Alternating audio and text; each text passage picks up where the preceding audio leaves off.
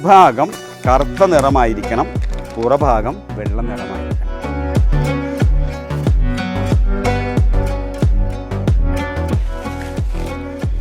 അതാ ജീവനുള്ളതുണ്ട്, കണ്ടില്ലേ? അതാ നോക്കൂ, ജീവനുള്ളത് അനങ്ങിക്കൊണ്ടിരിക്കണം. ഹോളിൽ കൂടി ഇതാ നമ്മുടെ തിരി കണ്ടോ, തിരി ഇതാ വെള്ളത്തിൽ നിൽക്കുന്നു, വെള്ളം വരുന്ന കണ്ടോ. ഒരു 20 ചാക്ക് നിര കമ്പോസ്റ്റ് ഒരു കൊല്ലം എനിക്ക് എൻ്റെ ആവശ്യത്തിന്. 20 ചാക്കെന്ന് പറഞ്ഞാൽ 1000 കിലോ ആയി.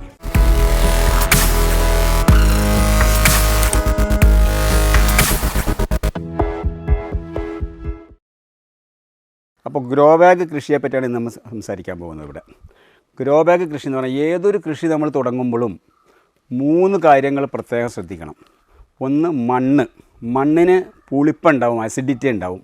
ആ പുളിപ്പ് മാറി മണ്ണിൻ്റെ pH ഒരു 7ലേക്ക് ഉയർത്തിയാൽ മാത്രമേ അസുഖങ്ങൾ നമുക്ക് ഉണ്ടാകാണ്ടിരിക്കുകയുള്ളൂ. അപ്പോൾ നമുക്ക് ആദ്യമേ ചെയ്യേണ്ട കാര്യം മണ്ണ് കുമ്മായം ചേർത്ത് നമ്മൾ ഒരു മിനിമം 2 വീക്സ് നമ്മൾ മണ്ണിൽ കുമ്മായം ചേർത്ത് ഇവിടെ ഇട്ടിട്ടുണ്ട്. ഇത് മണ്ണ് കുമ്മായം ചേർത്ത് ട്രീറ്റ് ചെയ്ത മണ്ണാണ്. ഇതിൽ കുമ്മായം ഇട്ട് നമ്മൾ മിക്സ് ചെയ്തിട്ടിരിക്കുകയാണ്.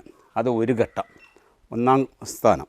രണ്ടാമത് ജൈവവളങ്ങൾ. ഇതിനകത്ത് ആട്ടിൻകാഷ്ടം, ചാണകപ്പൊടി, കോഴിവളം, ഇത് 3ഉം കൂടി മിക്സ് ചെയ്ത് അതിൻ്റെ അളവിൻ്റെ 10ൽ 1 ഭാഗം വേപ്പും പിണ്ണാക്കും ചേർത്ത് മിക്സ് ചെയ്ത് വേപ്പും പിണ്ണാക്കിൻ്റെ 10ൽ 1 ഭാഗം ട്രൈക്കോഡെർമ എന്ന് പറയുന്ന സമ്പുഷ്ടീകരിക്കുന്ന ഒരു വളവും കൂടി കൂട്ടി മിക്സ് ചെയ്താണ് ഈ മിശ്രിതം. അതായത് 100 കിലോ ജൈവവളമുണ്ടെങ്കിൽ 10 കിലോ വേപ്പും പിണ്ണാക്കും 1 കിലോ ട്രൈക്കോഡെർമയും. അങ്ങനെ എല്ലാം കൂടി മിക്സ് ചെയ്ത് 5 ദിവസം കൂടുമ്പോൾ വെള്ളം തളിച്ച് നമ്മൾ വീണ്ടും മിക്സ് ചെയ്ത് നൂൽച്ചാക്ക് കൊണ്ട് മൂടിയിടും. അങ്ങനെ 3 പ്രാവശ്യം നമ്മൾ മിക്സ് ചെയ്ത ജൈവവളമാണ് ഈ കാണുന്നത്. ഇതിനിപ്പം കാർബണിൻ്റെ അളവ് കൂടി നല്ല ബ്ലാക്ക് കളറായിട്ടുണ്ട്, സമ്പുഷ്ടീകരിച്ച ജൈവവളമാണ്. ഇനി മൂന്നാമത്തെ ഭാഗം എന്ന് പറയുന്നത് നമുക്ക് തൈകൾ മുളപ്പിക്കാൻ. തൈ മുളപ്പിക്കാനായിട്ട് നമ്മൾ സാധാരണ പ്രോട്രയിലാണ് നമ്മൾ തൈകൾ മുളപ്പിക്കുക. തൈ മുളപ്പിക്കാൻ ഉപയോഗിക്കുന്ന മിശ്രിതങ്ങൾ മണ്ണിര കമ്പോസ്റ്റ്, ചാണകപ്പൊടി, മണ്ണ്, ചകിരിപ്പൊടി, ഇത് 3 ഐറ്റംസും കൂടി നമ്മൾ മിക്സ് ചെയ്ത് അതിൻ്റെ പ്രോട്രയ്ക്കകത്ത് നമ്മൾ നിറയ്ക്കുന്നു. പ്രോട്രയ്ക്കകത്ത് ഇങ്ങനെ ഈ മിശ്രിതം നമ്മൾ ഉണ്ടാക്കിയ മിശ്രിതം ഇതിനകത്ത് ഇങ്ങനെ വെച്ചിട്ട് ഇതിങ്ങനെ നിറച്ചതിന് ശേഷം വിത്ത് നമ്മളിങ്ങനെ പാകി മുളപ്പിക്കുകയാണ്. ഒരു 2 ആഴ്ച കൊണ്ട് ഏകദേശം ഇത്രയും വലിപ്പത്തിൽ ആയിട്ടുള്ള ഒരു തൈയായിട്ട് മാറും. അപ്പം 3 കാര്യങ്ങൾ ശ്രദ്ധിക്കേണ്ടത്: ഒന്ന്, മണ്ണ് കുമ്മായം ചേർത്ത് ട്രീറ്റ് ചെയ്യുക. ജൈവവളങ്ങൾ 10ൽ 1 ഭാഗം വേപ്പും പിണ്ണാക്കിൻ്റെ 10ൽ 1 ഭാഗം ട്രൈക്കോഡെർമയും ചേർത്ത് മിക്സ് ചെയ്ത് 5 ദിവസം കൂടുമ്പോൾ വെള്ളം കുടഞ്ഞ് നമ്മൾ മിക്സ് ചെയ്ത് വീണ്ടും ഇടണം. അങ്ങനെ 2 ആഴ്ച കഴിയുമ്പോൾ ജൈവവളം സമ്പുഷ്ടീകരിക്കപ്പെട്ടു. അതുപോലെ മണ്ണിൽ കുമ്മായം ചേർത്ത് നമ്മളതിൻ്റെ ആസിഡിറ്റിയൊക്കെ നല്ല ക്ലിയറാക്കി അതിൻ്റെ pH ഒരു 6-7ലേക്ക് എത്തിയിട്ടുണ്ടാവും.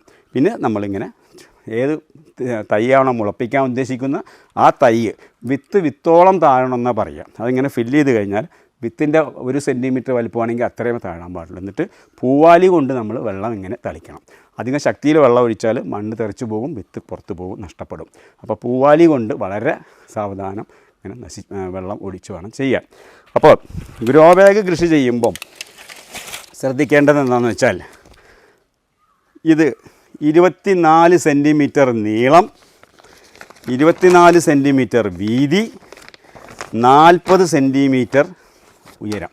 ഇങ്ങനെ 40 സെൻറ്റിമീറ്റർ 24x24x40 വലിപ്പമുള്ള UV ട്രീറ്റഡ് ആയിട്ടുള്ള ഒരു കവറാണ് നമുക്ക് വേണ്ടത്.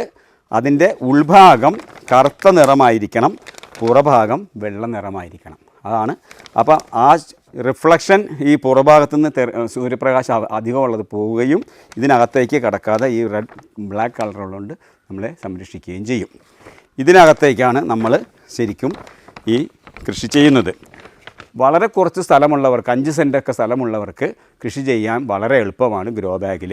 ഏത് വീടിനും ഒരു ടെറസ് ഉണ്ടാവും. ടെറസിൻ്റെ മുകളിൽ ചുരുങ്ങിയത് ഒരു 1000 സ്ക്വയർ ഫീറ്റെങ്കിലും ഇല്ലാത്തൊരു വീടുണ്ടാവില്ല. ചുരുങ്ങിയത് ഒരു 50 ഗ്രോ ബാഗ് നമുക്ക് ഒരു വീട്ടിൽ വയ്ക്കാം. ഒരു വീട്ടിലേക്ക് ആവശ്യമുള്ള പച്ചക്കറികൾ മുഴുവൻ നമുക്ക് ഈ 50 ഗ്രോ ബാഗിൽ നിന്നും 10 തരം പച്ചക്കറികൾ, ഒരു ഐറ്റം 5 ബാഗെങ്കിലും വെക്കണം. എന്നാലേ നമുക്കൊരു നേരത്തേക്ക് തികയുള്ളൂ. പച്ചമുളക്, വെണ്ട, അതുപോലെ വഴുതന, തക്കാളി, എല്ലാം, അച്ചിങ്ങ പയർ, ഇതെല്ലാം നമുക്ക് ഗ്രോ ബാഗിൽ കൃഷി ചെയ്യാൻ സാധിക്കും. കയ്പ വയ്ക്കാം, വെള്ളരി വയ്ക്കാം, എല്ലാം വയ്ക്കാം. ആദ്യമായി ഈ ഗ്രോ ബാഗ് 2/3 ഭാഗമായിട്ട് മടക്കുക. 2 മടക്ക് ഇങ്ങനെ മടക്കി നമ്മൾ 2/3 ഭാഗമാക്കി. 2/3 ഭാഗമാക്കി നമ്മൾ മടക്കിയതിന് ശേഷം നമ്മൾ അതിനകത്തേക്ക് ഈ മണ്ണ്, ട്രീറ്റ് ചെയ്ത മണ്ണും അതുപോലെ സമ്പുഷ്ടീകരിച്ച ജൈവവളം ചകിരി കമ്പോസ്റ്റ് ഉണ്ട് ഇതിനകത്ത് കേട്ടോ. കോയിർപ്പിത്ത് കമ്പോസ്റ്റും ഉണ്ട്. ഈ കോയിർപ്പിത്ത് കമ്പോസ്റ്റും നമ്മൾ ട്രീറ്റ് ചെയ്ത മണ്ണും കൂടി മിക്സ് ചെയ്ത ശേഷം നമ്മൾ ഇതിനകത്തേക്ക് നിറയ്ക്കുക.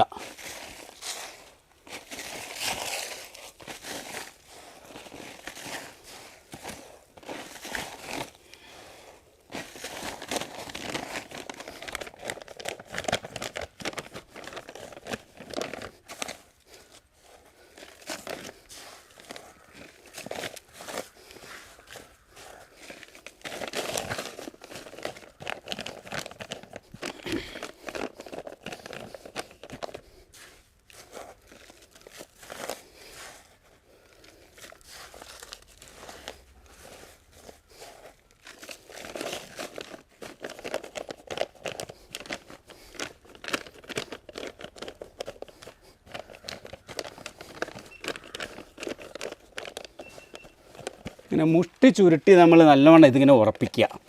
ഉറപ്പിച്ചതിന് ശേഷം ഇതിനകത്തൊരു 3-4 ദിവസം നമുക്ക് വെള്ളം കുടഞ്ഞു കൊടുക്കണം. ഇതിൻ്റെ ചൂടൊക്കെ ഒന്ന് പോയി ഈ പതുക്കെ ഒന്ന് റെഡിയാവാൻ നല്ലവണ്ണം മുഷ്ടി ചുരുട്ടി ഉറപ്പിച്ച ശേഷം നമ്മൾ ഒരു 3-4 ദിവസം വെള്ളം തളിച്ചു കൊടുക്കുക. അതിന് ശേഷം നമുക്ക് വെക്കാൻ ഉദ്ദേശിക്കുന്ന ചെടി ഏതാണെന്ന് വെച്ചാൽ ആ ചെടി കപ്പിനകത്തുനിന്ന് ഇതുപോലെ ഇരിക്കും. ഇതിൻ്റെ വേരൊന്നും പൊട്ടില്ല. ഈ ചെടി ഇങ്ങനെ നടുക്കൊരു കുഴിയെടുത്ത് നമ്മളിതിനകത്ത് ഈ ലെവലിൽ മാത്രമേ മണ്ണ് വീഴാൻ പാടുള്ളൂ. അതിനകത്ത് ഏത് ലെവലിലാണോ മണ്ണുണ്ടായിരുന്നത് ആ ലെവലിൽ മാത്രമേ മണ്ണ് വരാൻ പാടുള്ളൂ. അത് കഴിഞ്ഞാൽ അത് നമ്മൾ നട്ട് കഴിഞ്ഞാൽ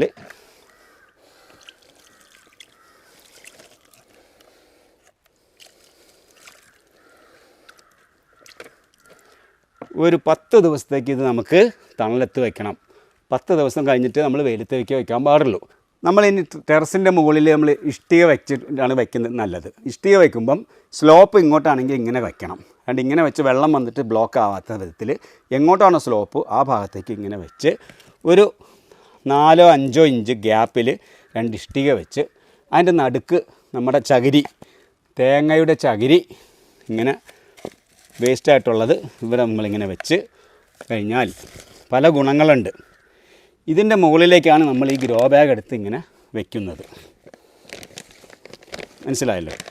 അപ്പം ഈ ടെറസിൻ്റെ ചൂട് നമ്മളുടെ ഗ്രോ ബാഗിലേക്ക് അടിക്കുവാണ്ടിരിക്കുവാൻ വേണ്ടിയിട്ട് ഒരു ഗ്യാപ്പ്, എയർ ഹോൾ കിട്ടി.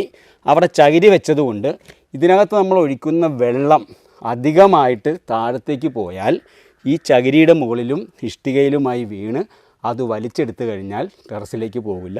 ആ തണുപ്പ് നമ്മുടെ ഈ ചെടികൾക്ക് കിട്ടുകയും ചെയ്യും. പിന്നെ വേണമെങ്കിൽ ഒരു ലീക്ക് പ്രൂഫ് ഒരു കോട്ട് അടിക്കാം. ലീക്ക് പ്രൂഫ് എന്ന് പറയുന്നത് കിട്ടുന്ന ഒരു കോട്ട് ടെറസിൻ്റെ മുകളിൽ അടിക്കുന്നത് നല്ലതാണ്, ലീക്ക് ആവാതിരിക്കാൻ. ഇങ്ങനെയാണ് ഗ്രോ ബാഗ് വയ്ക്കുക. ഒരു 2 ആഴ്ച നമ്മൾ തണലത്ത് വെച്ചതിന് ശേഷം 10-12 ദിവസം തണലത്ത് വെച്ചതിന് ശേഷം എടുത്ത് വെയിലത്തേക്ക് വെച്ചാൽ മതി. അതിന് ശേഷം 2 ആഴ്ച കൂടി കഴിയുമ്പം ഓരോ 2 ആഴ്ച കൂടുമ്പോഴും ഓരോ മടക്ക് നമ്മളിങ്ങനെ നിവർത്തി അതിനകത്ത് വീണ്ടും ഈ ജൈവവളം മിശ്രിതം, സമ്പുഷ്ടീകരിച്ച ജൈവവളവും അതിനകത്തേക്ക് ചകരിയും കൂടി ഇട്ട് കൊടുക്കുക, വെള്ളം ഒഴിക്കുക. 2 ആഴ്ച കഴിയുമ്പോൾ വീണ്ടും അടുത്ത ലെയറും നമ്മളിങ്ങനെ മടക്കിയത് നിവർത്തുക. ഇതിനകത്തേക്ക് വീണ്ടും നമ്മൾ ഈ പറഞ്ഞ പോലെ ഒരു ലെയർ കൂടി ഇത് സമ്പുഷ്ടീകരിച്ച ജൈവവളം നിറച്ചു കൊടുക്കുക. 3 പ്രാവശ്യം നിറയ്ക്കുമ്പോഴത്തേക്കും ഇത് ഈ ലെവൽ വരെ എത്തിയാൽ നമുക്ക് അപ്പോൾ ഫ്ലവറിങ് തുടങ്ങും, നമുക്ക് പച്ചക്കറി ഉണ്ടാവും, പറിക്കാനായി തുടങ്ങും. ഇങ്ങനെയാണ് നടുന്ന രീതി. ഇനി ഇതിനുള്ള അസുഖങ്ങൾ വരാതിരിക്കുവാനുള്ള തയ്യാറെടുപ്പിനെ പറ്റിയാണ് നമ്മൾ ഇനി പറയാൻ പോകുന്നത്. നമ്മൾ 4-5 തരം വളം നമുക്ക് ചെയ്യാം. 1, വീട്ടിലുണ്ടാകുന്ന കഞ്ഞിവെള്ളം. ഒരു ദിവസത്തെ കഞ്ഞിവെള്ളം 1 ലിറ്ററാണെന്ന് വിചാരിക്കുക. 1 ലിറ്റർ കഞ്ഞിവെള്ളം എടുത്ത് 4 ദിവസം പുളിപ്പിക്കുക. 4 ദിവസം പുളിപ്പിച്ച കഞ്ഞിവെള്ളത്തിലേക്ക് 4 ഇരട്ടി ശുദ്ധജലം ചേർക്കുക. ശുദ്ധജലം എന്ന് പറഞ്ഞാൽ ക്ലോറിൻ ഇല്ലാത്ത വെള്ളം, കിണറ്റിലുള്ള വെള്ളം, മഴവെള്ളം, കുളത്തിലെ വെള്ളം, അങ്ങനത്തെ നല്ല ശുദ്ധജലം. 1 ലിറ്റർ ആണെങ്കിൽ 4 ഇരട്ടി വെള്ളം ചേർത്ത് അതിനകത്തേക്ക് ഒരു നുള്ള് മഞ്ഞപ്പൊടി കൂടിയിട്ട് ഇളക്കിയതിന് ശേഷം ഒരു 5 ദിവസം കൂടുമ്പോൾ ഒരു പ്രാവശ്യം സ്പ്രേ ചെയ്ത് കൊടുക്കുക. ഈ ചെടിയുടെ മുകൾ ഭാഗത്തും സ്പ്രേ ചെയ്യണം, അടിഭാഗത്തും സ്പ്രേ ചെയ്യണം. 2 ഗുണങ്ങളുണ്ട്. മുകൾ ഭാഗത്ത് സ്പ്രേ ചെയ്യുമ്പം കഞ്ഞിവെള്ളത്തിൻ്റെ സ്റ്റാർച്ച് ചെറിയൊരു പാടമാതിരി ഇങ്ങനെ പറ്റിപ്പിടിക്കുമ്പോൾ പ്രാണികൾക്ക് വന്ന് ഇരിക്കുമ്പോൾ സ്ലിപ്പായി പോവും അതിൻ്റെ കാലുകൾക്ക്. അങ്ങനെ ഇരിക്കാനുള്ള ബുദ്ധിമുട്ടായിട്ട് അതിൻ്റെ ശല്യം കുറയും. ഈ ഇലയുടെ അടിഭാഗത്ത് നമ്മൾ സ്പ്രേ ചെയ്യുമ്പം പുഴുക്കളും കീടങ്ങളും വന്ന് മുട്ടയിടുന്നത് ഇതിൻ്റെ അടിഭാഗത്താണ്. അപ്പോൾ ഈ സ്റ്റാർച്ച് ചെന്നിട്ട് ഉണങ്ങി പിടിക്കുമ്പം ഈ പുഴുക്കൾ ഇതിനകത്തിരുന്ന് ശ്വാസം മുട്ടി ചത്തുപോകും. അപ്പോൾ ഒരു 5 ദിവസം കഴിയുമ്പോൾ നമുക്ക് അത് ഒരെണ്ണം കൊടുക്കാം. അതിനുശേഷം ഒരു 5 ദിവസം കഴിയുമ്പോൾ നമുക്ക് 20 ഗ്രാം സുഡോമോണസ് 1 ലിറ്റർ വെള്ളത്തിൽ കലക്കി സ്പ്രേ ചെയ്ത് കൊടുക്കാം. അത് രണ്ടാമത്തെ ഒരു ജൈവ കീടനാശിനി റെസിസ്റ്റൻസ് പവർ. അത് സുഡോമോണസ് എന്താണെന്ന് വെച്ചാൽ മിത്ര ബാക്ടീരിയകളെ സ്വീകരിക്കുവാനും ശത്രു ബാക്ടീരിയകളെ ഒഴിവാക്കുവാനുമുള്ള ഒരു ഉപാധിയാണ് സുഡോമോണസ്. അത് കൊടുക്കാം. പിന്നെ നമുക്ക് ഇവിടെ പഞ്ചഗവ്യം ഉണ്ടാക്കിയിട്ടുണ്ട്, എഗ് അമിനോ ആസിഡ് ഉണ്ടാക്കിയിട്ടുണ്ട്, ഫിഷ് അമിനോ ആസിഡ് ഉണ്ടാക്കിയിട്ടുണ്ട്, ജീവാമൃതം, വൃക്ഷായുർവേദം, ഇതെല്ലാം ഇവിടെ ഉണ്ടാക്കി വെച്ചിട്ടുണ്ട്.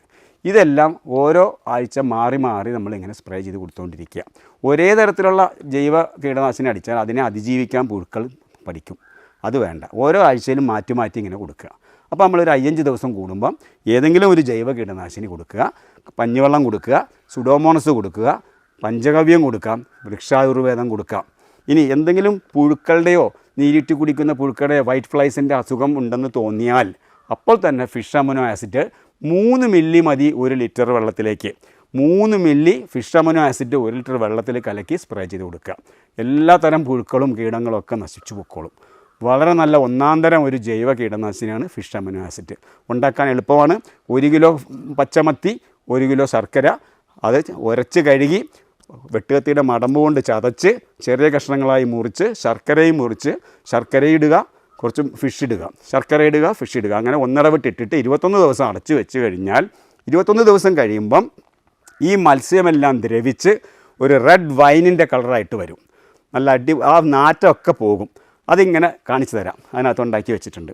അത് 3 മില്ലി 1 ലിറ്ററിലേക്ക് എടുത്ത് 3 മില്ലി 1 ലിറ്ററിലേക്ക് എടുത്ത് സ്പ്രേ ചെയ്ത് കൊടുത്താൽ ഈ ഉറുമ്പും അതിൻ്റെ കീടങ്ങളൊന്നും വരില്ല. ഒരു അസുഖവും ഇല്ലാണ്ട് നമുക്കൊരു വീട്ടിലേക്ക് ആവശ്യമായ പച്ചക്കറികൾ നമ്മുടെ വീട്ടിൽ തന്നെ ടെറസിൽ തന്നെ നമുക്ക് ഉണ്ടാക്കാം. കൊച്ചുകുട്ടികൾക്കും പ്രായമായ ആളുകൾക്കും സമയം പോകാൻ മാനസിക ഉല്ലാസത്തിനും എല്ലാത്തിനും വളരെ നല്ലതാണ് ഈ കൃഷി. അതുപോലെ മതിലിൻ്റെ മുകളിൽ നമുക്കിങ്ങനെ വയ്ക്കാം, ഇഷ്ടിക വെച്ചിട്ട് കൃഷി ചെയ്യാം. മതിലിൻ്റെ മുകളിൽ നിന്ന് നമുക്ക് പെരയുടെ മുകളിലേക്ക് ഒരു നെറ്റ് ഇട്ട് കൊടുക്കാം. അതുപോലെ കോവയ്ക്ക പന്തലുണ്ടാക്കാം, അതുപോലെ പാഷൻ ഫ്രൂട്ട് പറത്താം. ഇതൊക്കെ ചെയ്ത് കഴിഞ്ഞാൽ വീട്ടിലേക്കുള്ള പൊടി അടിച്ച് കയറുന്നത് കുറയും, ഒരു തണുപ്പ് കിട്ടും, നമുക്ക് നല്ലൊരു ഷെയ്ഡായി ആ വെയിൽ മുഴുവൻ കൊണ്ടും ധാരാളം ഫലവൃക്ഷം നമുക്ക് കിട്ടുകയും ചെയ്യും. അപ്പോൾ ടെറസ് കൃഷി വളരെ എളുപ്പമാണ്, ബുദ്ധിമുട്ടില്ല.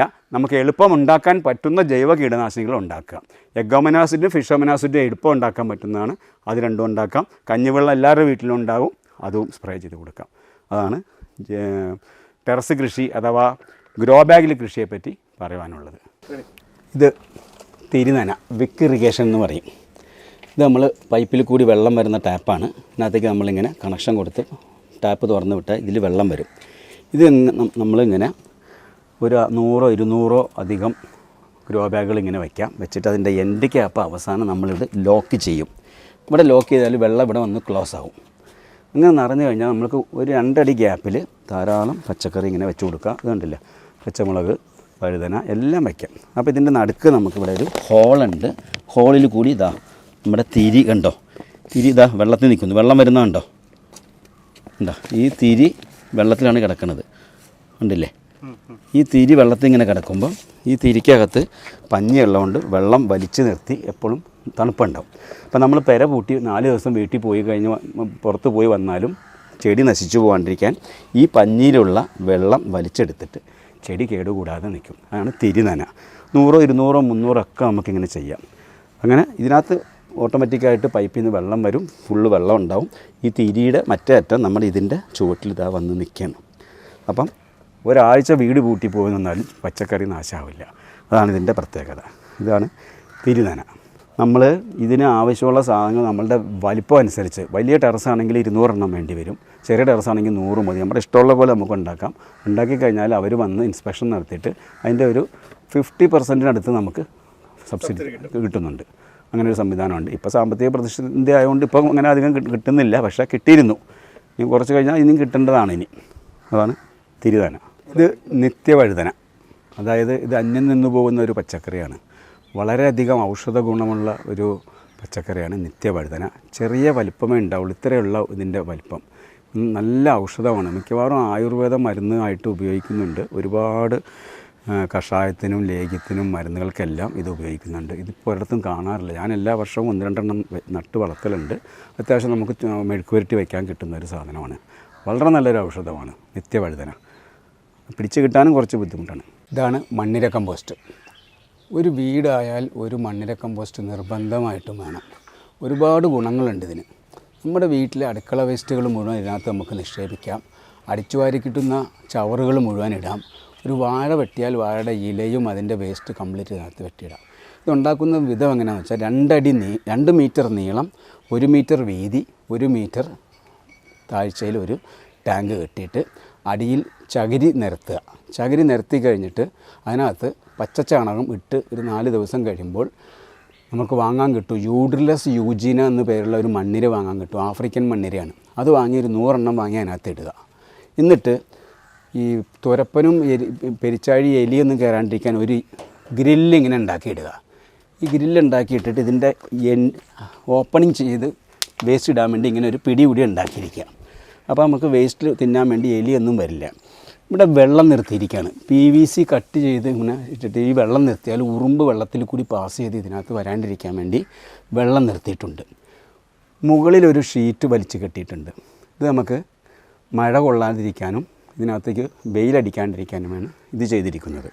നമ്മൾ ദിവസവും കിട്ടുന്ന അടുക്കള വേസ്റ്റ്, അടിച്ചു വാരുന്ന ചവറുകൾ, വാഴയുടെ വേസ്റ്റൊക്കെ ഇടുക. ഇത് ഫുള്ളായിട്ട് ഇങ്ങനെ ഇട്ടുകൊണ്ട് പോയിക്കൊണ്ടിരിക്കുക. ഇത് ഒരു മാസത്തിൽ ഒരു ദിവസം ഒരു അരക്കൊട്ട പച്ചച്ചാണകം കലക്കി ഒഴിക്കുക. ആഴ്ചയിൽ 1 ലിറ്റർ വെള്ളം തളിച്ചു കൊടുക്കുക. അത്രേ ചെയ്യണ്ടു. ഫുള്ളായി കഴിയുമ്പോൾ നമ്മൾ കംപ്ലീറ്റ് ഇത് വേസ്റ്റ് ഇടുന്നത് നിർത്തിയിട്ട് 60 ദിവസം കഴിയുമ്പം ഈ മണ്ണിരകൾ കംപ്ലീറ്റ് ചവറ് ഭക്ഷിച്ച് അതിൻ്റെ വിസർജ്യമാണ് ഈ മണ്ണിര കമ്പോസ്റ്റായിട്ട് വരുന്നത്. ഇത്രയും നല്ലൊരു വളം ഈ ലോകത്ത് വേറെ ഇല്ല. ഒരു 3 മണിക്കൂറിനകം ഇത് വലിച്ചെടുത്ത ചെടികൾക്ക് കാണാൻ സാധിക്കും. അത്രയ്ക്ക് ടോപ്പാണ് മണ്ണിര കമ്പോസ്റ്റ്. ഇത് എടുക്കുന്ന സമയമാകുമ്പം ഈ ഷീറ്റ് നമ്മൾ റിമൂവ് ചെയ്യുമ്പം വെയിൽ ചെന്ന് കഴിയുമ്പം മണ്ണിരകൾ താഴത്തേക്ക് പോകും. നമുക്ക് വടിച്ചെടുക്കുക. അത് കറുത്ത പൊടിയായിട്ട് ഇവിടെ കാണാം, ഇതിനകത്തുണ്ട്. ഇത് നമ്മൾ അരിച്ചെടുത്താൽ സെയിൽ ചെയ്യാം. സ്വന്തം ആവശ്യത്തിനാണെങ്കിൽ അരിക്കാൻ വേണ്ട. ഇതിനകത്ത് ബാക്കിയുള്ള മണ്ണിരകൾ എടുക്കാൻ വേണ്ടി കുറച്ച് പച്ചച്ചാണകം ഒരു പച്ച നെറ്റിൽ കിഴി കെട്ടിയിട്ട് അതിനകത്ത് വെച്ച് കൊടുത്താൽ അതിനകത്തേക്ക് ഓടിപ്പോയിട്ട് ഇത് കയറുകയും ചെയ്യും. 60 ദിവസം കൊണ്ട് കംപ്ലീറ്റ് തിന്ന് നല്ല പൗഡറായിട്ട് വരും. 1 ലക്ഷക്കണക്കിന് മണ്ണിര ഉണ്ടാവും ഈ സാധനം. ഈ 100 എണ്ണം ഇട്ടാൽ ഒരു 6 മാസം കൊണ്ട് ലക്ഷക്കണക്കിനായിട്ട് ഇത് വർദ്ധിച്ചു വരികയും ചെയ്യും. അപ്പോൾ നമ്മുടെ വീട്ടിലെ കംപ്ലീറ്റ് വേസ്റ്റ് ഇതിനകത്ത് പോയി, ചവറ് പോയി, വാഴ വേസ്റ്റ് പോയി, ഒരു സ്മെല്ലും ഇല്ല. ഒരു സ്മെല്ലും ഇപ്പോൾ ഇവിടെ നമുക്ക് കാണാൻ സാധിക്കില്ല. അത് നല്ല ഒന്നാം തരം ഒരു 20 ചാക്ക് മണ്ണിര കമ്പോസ്റ്റ് ഒരു കൊല്ലം എനിക്ക് കിട്ടും എൻ്റെ ആവശ്യത്തിന്. 20 ചാക്കെന്ന് പറഞ്ഞാൽ 1000 കിലോ ആയി. അതിന് വില എത്രേ? അതെ, ഒരു 25,000 രൂപയുടെ വളം എനിക്ക് വെറുതെ കിട്ടി, ചിലവില്ലാതെ. അതാണ് മണ്ണിര കമ്പോസ്റ്റ്. എല്ലാവരും നിർബന്ധമായിട്ട് ഉണ്ടാക്കേണ്ട ഒരു സംഗതിയാണ്, എല്ലാ വീട്ടിലും വേണം. ഇത് ശീതകാല പച്ചക്കറി, അതായത് മഞ്ഞുകാലത്ത് ഉണ്ടാക്കുന്ന പച്ചക്കറി, ക്യാബേജും കോളിഫ്ലവറും. ഇത് ഒരു ഒക്ടോബർ നവംബർ മാസം ആകുമ്പോൾ നമ്മൾ തൈ മുളപ്പിച്ച് നടുക. ഡിസംബർ ജനുവരി ഫെബ്രുവരി ആകുമ്പോൾ നമുക്കിത് പറിക്കാനും പറ്റും. 3-4 മാസം കൊണ്ട് ക്യാബേജും കോളിഫ്ലവറും നല്ല വലുപ്പത്തിലുണ്ടാവും. അങ്ങനെ ടെറസ് കൃഷിയായിട്ട് ചെയ്തിരിക്കുകയാണ് ഇത്. ക്യാബേജ്, കോളിഫ്ലവർ, ബ്രൊക്കോളി ഇതെല്ലാം ഇങ്ങനെ ചെയ്യാൻ സാധിക്കും. ഇത് നമ്മൾ സാധാരണ ഗ്രോ ബാഗ് കൃഷി ചെയ്യുന്ന മാതിരി മണ്ണും വളമൊക്കെ നിറയ്ക്കുക. അതിനുശേഷം ഇടയ്ക്ക് 2 പ്രാവശ്യം വളം ചേർത്ത് കൊടുക്കുക. ഇപ്പോൾ 1 മാസം കഴിഞ്ഞിട്ടേ ഉള്ളൂ ഇത് വെച്ചിട്ട്. ഇനി 2 മാസം കൂടി കഴിയുമ്പോൾ ഇതിനകത്ത് നിറച്ച് ഫ്ലവേഴ്സ് വരും. ഫ്ലവർ ഉണ്ടാകാൻ തുടങ്ങിയിട്ടുണ്ട്. ഇപ്പം ചെറിയ തോതിൽ ഫ്ലവർ ഉണ്ടാകാൻ തുടങ്ങിയിട്ടുണ്ട്. ഒരു മാസം കൂടി കഴിയുമ്പോൾ ഫ്ലവറായി ഒരു 1.5 കിലോ വരെ വലിപ്പമുള്ള ഫ്ലവേഴ്സ് ഉണ്ടാവും. ഇത് കോളിഫ്ലവറാണ്. അങ്ങോട്ടേക്ക് കാണുന്നത് ക്യാബേജാണ്. ഇത് ക്യാബേജാണ്, കണ്ടില്ലേ? ഇതിനകത്തൊക്കെ കുറേശ്ശെ ആയി തുടങ്ങി. ഇതാ കണ്ടോ, ഇത് കുപ്പിക്കണി എന്നാണ് പറയുക. ഇത് കാറ്റ് വരുമ്പോൾ ഈ എക്സ്റേ ഫിലിം ഇങ്ങനെ അനങ്ങിക്കൊണ്ടിരിക്കുമ്പോൾ ഇതിൻ്റെ നടുക്ക്, കുപ്പിയുടെ നടുക്ക് ഒരു കമ്പി കെട്ടിയിട്ടുണ്ട്. അതിങ്ങനെ അടിച്ച് ശബ്ദം ഉണ്ടാക്കിക്കൊണ്ടിരിക്കും. എപ്പോഴും ശബ്ദം ഉണ്ടാവില്ല, കാറ്റുള്ളപ്പം മാത്രം. അപ്പോൾ രാത്രികളിൽ പക്ഷികളൊക്കെ വന്ന് പച്ചക്കറി തിന്നാനും അതുപോലെ ശല്യപ്പെടുത്താനൊക്കെ വരുമ്പോൾ തത്ത, പ്രാവ്, അതുപോലെ കിളികളൊക്കെ വന്ന് പച്ചക്കറി ഭക്ഷിക്കാൻ വരുമ്പോൾ ഈ സൗണ്ട് കേൾക്കുമ്പോൾ അവർ പറന്നു പോകും. അവരാളുണ്ടെന്നുള്ളൊരു തോന്നൽ വരും. അപ്പോൾ ഇതിങ്ങനെ ഇപ്പോഴിങ്ങനെ കിടക്കുന്നു. പക്ഷേ കാറ്റുള്ളപ്പോൾ മണി അടിച്ചുകൊണ്ടേയിരിക്കും. ഉച്ച കഴിഞ്ഞാൽ ഫുൾ ടൈം മണി ഇങ്ങനെ അടിച്ചുകൊണ്ടിരിക്കും. അപ്പോൾ ഇങ്ങനെ കിണി ഈ സൗണ്ട് കേൾക്കും. ഇതിങ്ങനെ കിടന്ന് കളിക്കും. അതാണ് കുപ്പിക്കണി. ഇത്രയേ ഉള്ളൂ. ഇത് ഫെറമോൺ ട്രാപ്പ് ഇതിൻ്റെ പേര്. അതായത് നമ്മളുടെ കീടങ്ങൾ ഇതിനകത്തൊരു കേക്കുണ്ട്. ഈ കേക്കിനകത്തുനിന്ന് ഒരു സ്മെല്ല് പുറത്തേക്ക് വരും. ആ സ്മെല്ല് പെൺപ്രാണികളുടെ സെമണിൻ്റെ സ്മെല്ലാണ്. ഈ സ്മെല്ല് കേൾക്കുമ്പോൾ ആൺപ്രാണികൾ ബന്ധപ്പെടുവാനായിട്ട് സ്മെല്ല് ആകർഷിച്ച് ഇതിനകത്തേക്ക് വന്നു. ഇതിനകത്ത് ചെറിയൊരു പോയ്സൺ ഉണ്ട്. ആ പോയ്സൺ ശ്വസിച്ച് ചത്ത് കിടക്കുന്നുണ്ട്. 10,000-കണക്കിന് പ്രാണികൾ ചത്ത് കിടക്കുകയാണ്. ഇതിപ്പോൾ കഴിഞ്ഞ ആഴ്ച നമ്മൾ കളഞ്ഞതാണ്, വീണ്ടും ചത്ത് കിടക്കുകയാണ്. അപ്പോൾ അതൊരു കെണിയാണിത്. ഫെറമോൺ ട്രാപ്പ് എന്നാണ് ഇതിനെ പറയുക. ഇത് കേരള അഗ്രികൾച്ചർ യൂണിവേഴ്സിറ്റിയുടെ ആനക്കയം കശുമാവ് ഗവേഷണ കേന്ദ്രത്തിൽ കിട്ടുന്നതാണ്. ക്യൂ ല്യൂവർ എന്നാണ് ഇതിന് പറയുക. CUELURE ക്യൂ ല്യൂവർ എന്നാണ് പറയുക. ഇത് പച്ചക്കറികൾക്കുള്ള ഫെറമോൺ ട്രാപ്പ്. ഇനി മാവിന് വേറൊരു തരം ഫെറമോൺ ട്രാപ്പ് ഉണ്ട്. അതിന് വേറൊരു തരം മെഡിസിനാണ് ഉപയോഗിക്കുക. അത് വേറൊരു തരം. അപ്പോൾ മാങ്ങയ്ക്കകത്ത് ഉണ്ടാകുന്ന ചെറിയ ചെറിയ പ്രാണികൾ ഇതിനകത്തേക്ക് അബ്സോർബ് ചെയ്യും. അത് ചത്ത് പോയി കഴിഞ്ഞാൽ മാങ്ങയ്ക്കകത്ത് പുഴു ഉണ്ടാകാണ്ടിരിക്കും. അത് വേറൊരു തരം. അത് മാവിന് നമ്മൾ കെട്ടിക്കൊടുക്കലുണ്ട്. അപ്പോൾ കഴിഞ്ഞ ഒരു വീഡിയോയിൽ നമ്മൾ മോതിരവളയം ഇടുന്നതിനെ പറ്റിയൊരു വിഷ്വൽ ഉണ്ടായിരുന്നു. അതിൻ്റെ റിസൾട്ട് ഇപ്പോൾ ഉണ്ടായ സമയത്ത് വന്നതുകൊണ്ടാണ് ഇപ്പോൾ ഇത് കാണിക്കാനുള്ള കാരണം. ഇത് നമ്മൾ ഓഗസ്റ്റ് മാസത്തിൽ ഒരു 20 അടി ഉയരത്തിൽ നമ്മൾ 2 ഇഞ്ച് വീതിയിൽ ചെറുതായിട്ട് ഒന്ന് തൊലി സ്ക്രാച്ച് ചെയ്തിട്ട് വെച്ചൂർ പശുവിൻ്റെ ചാണകം ഉരുട്ടി നമ്മൾ കോട്ടൺ തുണിയിൽ ചുറ്റിയിട്ട് വെച്ച് കെട്ടി കാല് മുറിഞ്ഞാൽ ഇടുന്ന പോലെ ബാൻഡേജ് നല്ലോണം 3-4 പ്രാവശ്യം ചുറ്റി ആഴ്ചയിലൊരിക്കൽ നമ്മൾ പഞ്ചഗവ്യം ഉണ്ടാക്കി സ്പ്രേ ചെയ്ത് കൊടുത്തിരുന്നു. അതൊരു 4 പ്രാവശ്യം പഞ്ചഗവ്യം ഉണ്ടാക്കി കൊടുത്തു. അതിനുശേഷം അവിടെ നിന്ന് ഇങ്ങോട്ടേക്ക് ഈ 20 അടി ഉയരത്തിൽ നിന്ന് ഇങ്ങോട്ടേക്ക് ഇപ്പോൾ 70ഓളം ചക്ക ഇപ്പോൾ ഉണ്ടായി കിടക്കുകയാണ്. അപ്പോൾ ഇത്രയും കൂടുതൽ ചക്ക നമ്മൾ മോതിരവളയം ചെയ്തതിൻ്റെ ഫലമായിട്ട് നമുക്ക് താഴത്ത് ഉണ്ടായി വന്നിരിക്കുകയാണ്. ഇതൊക്കെ പറിക്കാൻ എളുപ്പമാണ്. ഒരു ചെറിയ കോണി വെച്ച് കൈകൊണ്ട് ഇതാ നിലത്തുനിന്ന് തന്നെ പറിക്കാം. കണ്ടില്ലേ? അപ്പോൾ ഈ 70ഓളം ചക്ക നമ്മൾക്ക് ഈ മോതിരവളയത്തിലൂടെ താഴത്ത് ഉണ്ടായി കിട്ടി. അധികം ഹൈറ്റിലുണ്ടായിട്ട് നമുക്കൊരു കാര്യമില്ല. നമുക്ക് പറിക്കാൻ ബുദ്ധിമുട്ടാണ്. പെരപ്പുറത്ത് വീഴും. അണ്ണാനൊക്കെ തിന്ന് വേസ്റ്റാക്കി ഈച്ചയും കൊതുകൊക്കെ വന്ന് കിടക്കും. അങ്ങനത്തെ ബുദ്ധിമുട്ടില്ല. അപ്പം മോതിരവളയം ഉണ്ടാക്കി തെളിയിച്ച ഒരു കഥയാണ് ഇപ്പോൾ കാണിക്കുന്നത്. ഇഷ്ടം പോലെ ചക്കയുണ്ട്. ആവശ്യം പോലെ നമുക്ക് പറിച്ചെടുക്കാം. അതാണ് മോതിരവളയം.